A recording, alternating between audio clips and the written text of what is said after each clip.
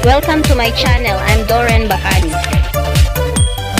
Thank you for visiting my channel, Stay Inspired PH.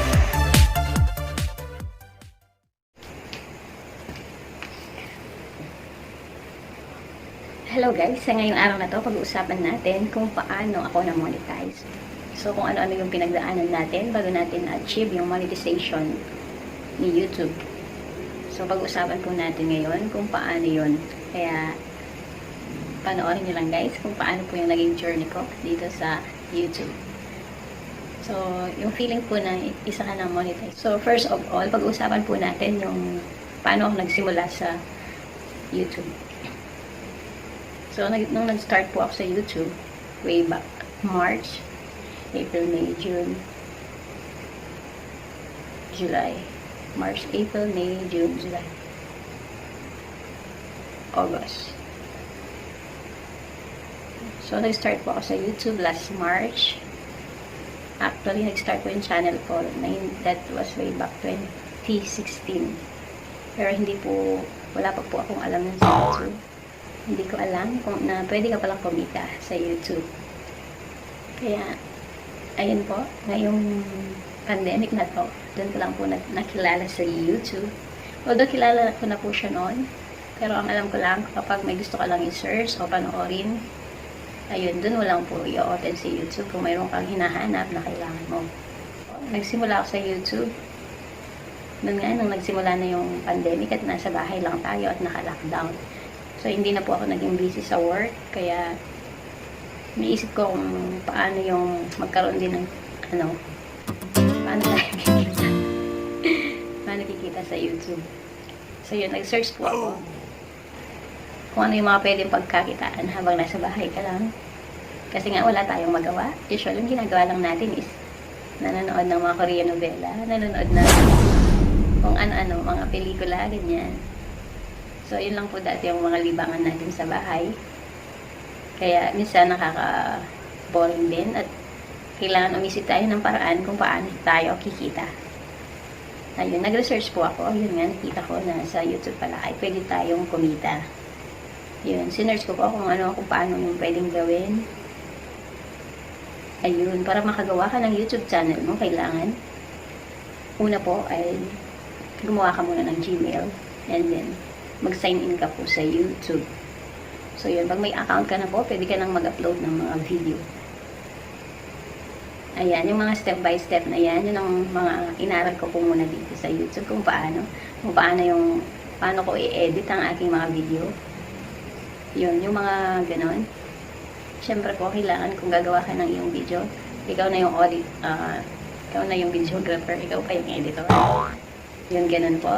Kaya, yan, medyo, din po, kailangan ng time at pagpaguran din ang ating mga gagawing video. And then, kailangan din po mga content creator. So, yung mga contents na pinapanood ng mga tao ang kailangan natin gawin. So, usually, mga niche na sinasabi po nila ay yun yung kung ano yung gusto mong gawin sa YouTube. Yung mga gusto panoorin ng mga tao, isipin natin mga content. Kaya tinatawag po yung mga YouTuber na mga content creator. So, pag content creator nga po, yun yung iisip tayo ng mga video na papanoorin ng mga tao. Ayan, magkakaroon na tayo ng sariling channel. Ayan, kapag nakapag-sign in ka na sa YouTube. Pero hindi pa po doon natatapos yun, guys. Kaya kailangan pa po natin mag-upload ng maraming mga videos para panoorin ng mga tao. May requirement po si YouTube na 1,000 subscriber and 4,000 watch hour. So, kailangan po natin ma-achieve yun para ang channel mo po ay ma-monetize. So, hanggang hindi mo po nakukuha at ang 1,000 subscribers at 4,000 watch hour ay hindi ka po ma-monetize. So, ganun po yun. Kaya, need natin po na mag-upload ng maraming mga videos at collaboration din po sa ating mga kasamang YouTuber.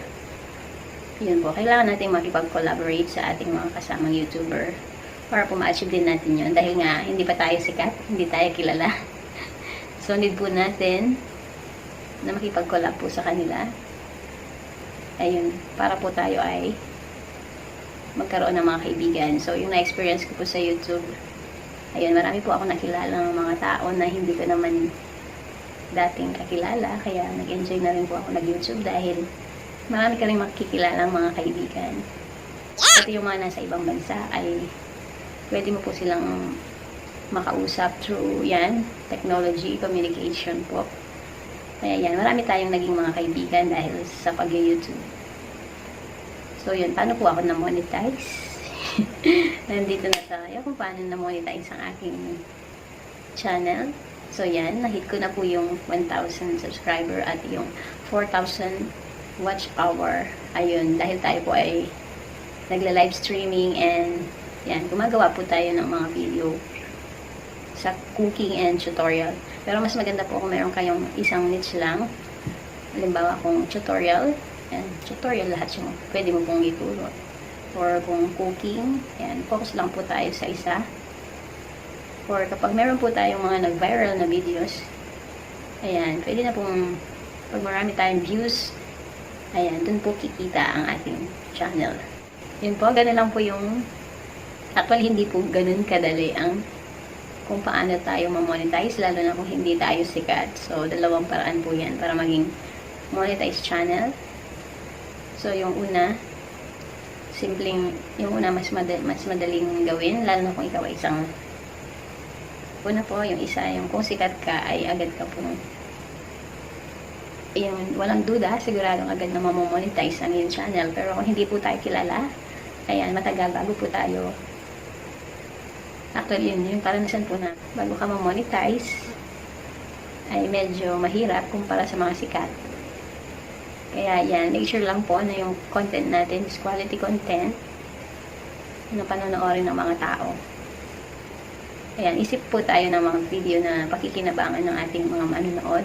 Kasi nga, sarili na nating channel po yan at kailangan talaga tayong gumawa ng mga mas pakikinabangan ng mga manonood. Kaya yun lang po yung gusto kong i-share sa inyo. So, ano yung feeling po ng monetized channel? Ayan, bago mo, syempre masaya ako dahil yung mga videos mo ay mga ads na, yung mga patalastas, kaya wag lang pong i-skip yung harang. Doon lang po kumikita ang katulad namin na mga YouTuber. Kaya guys, makiusap lang po, wag na lang i-skip yung mga ads na nakikita nyo po sa aming mga video.